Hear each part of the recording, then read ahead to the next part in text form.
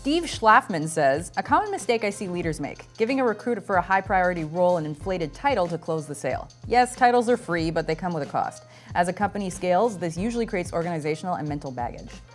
Absolutely true, and I don't think titles are free. Title is a currency the way salary, bonus, commission, office space, those are all things, they're forms of power, right?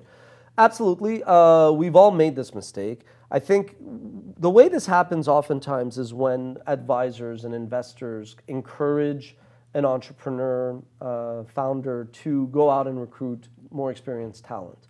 And I think as you get caught up in this dynamics of generally somebody who's worked at bigger organizations coming to a smaller organization, it is absolutely normal for you as the founder and entrepreneur to kind of want to seem like you're gracious, generous, not stingy, to say, since titles don't have a direct cost, I'm going to kind of give you a nice lofty title. I think the only way that works is if you kind of have a discussion with the people that kind of are indirectly affected. So if somebody has a certain title of an officer, how do the VPs feel? Or if you bring somebody on, even not necessarily at a highest level, even if making somebody a director, well, somebody who's a manager who's like, well, what does this mean?